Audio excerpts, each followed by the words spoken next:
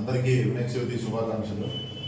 వినాయక చవితి పండుగ సందర్భంగా వినాయక విగ్రహాలు పెట్టినటువంటి నిర్వాహకులకి, ఈవెంట్ ఆర్గనైజర్స్కి పోలీసు తరఫున రిక్వెస్ట్ ఏమంటే, ఈ మండపాల దగ్గర ఈ ఎలక్ట్రికల్ షాక్ అట్లా ప్రమాదాలు జరగకుండా తగిన జాగ్రత్తలు తీసుకోవాలని చెప్పేసి, ఈ తర్వాత ఈ నైట్ టైంలో ఏదైనా లడ్డూలకు సంబంధించి కానీ, లేకుంటే వర్షాలు పడుతుంటాయి కాబట్టి, తర్వాత లేకుంటే ఏదైనా పొరపాటు జరిగి ఏదైనా విగ్రహం డ్యామేజ్ కాకుండా నిరంతరం ఆడ ఉండాలని, ఎటువంటి హారతులు పెట్టి అగ్ని ప్రమాదాలు జరగకుండా చూసుకోవాలని, తర్వాత నిమజ్జనం రోజున డీజిల్కి ఎటువంటి అనుమతి లేదు కాబట్టి ఏదైనా ఈ సాంస్కృతిక కార్యక్రమాలు, కల్చరల్ యాక్టివిటీస్ చేసుకోవాలని చెప్పేసి, పండుగను ప్రశాంతమైన వాతావరణం జరగాలని,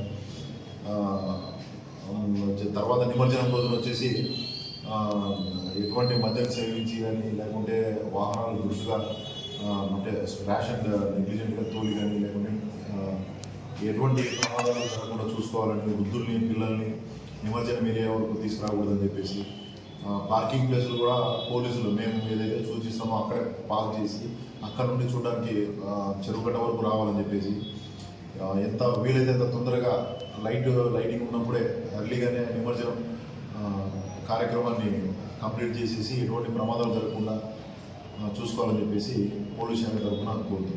డీజేకి పర్మిషన్ ఉంది సార్? డీజేలకి ఎటువంటి పర్మిషన్ లేదు. డీజేలు పెడితే వారి మీద చట్ట ప్రకారం చర్యలు తీసుకుంటాం.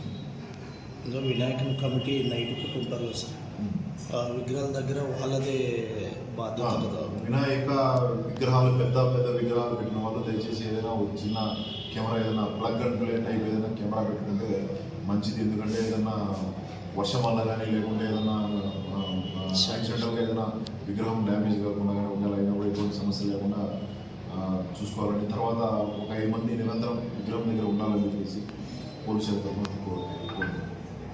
హుండీలు కూడా అదే హుండీలు పెట్టిన కానుకలు కానీ, హుండీలు కానీ, దక్షిణలు, విలువైన వస్తువులు అవి కూడా జరుగుతుంది కాబట్టి ఖచ్చితంగా ఆడ ఒక 5 మంది నిర్వాహక కమిటీ సభ్యులు ఖచ్చితంగా ఉండాలని చెప్పేసి కోరుతున్నాం. సార్ వినాయక కమిటీ, వినాయక ఉత్సవ నెట్ అని చెప్పేసి ఒక యాప్లో పర్మిషన్కి అప్లై చేసిన వాళ్ళు వాళ్ళ యొక్క 5 మంది 6 మంది ఆర్గనైజర్ల నేమ్స్ ఇచ్చారు.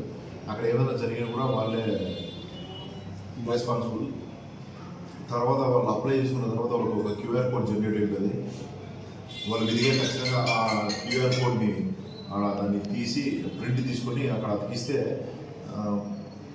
మా beat constables, blue coat constables వచ్చినప్పుడు అక్కడ అంతా మొత్తం ఏమేమి ఉన్నాయి, ఏమేమి లేవా అని చెక్ చేసుకొని దాన్ని స్కాన్ చేసుకొని అక్కడ విజిట్ చేసినట్టు మాకు ఇది అవుతుంటుంది. ఆ విగ్రహాన్ని చెక్ చేసినట్టు, విగ్రహం దగ్గర ఉన్న ఏర్పాట్లను చెక్ చేసినట్టు మాకు తెలుస్తుంది.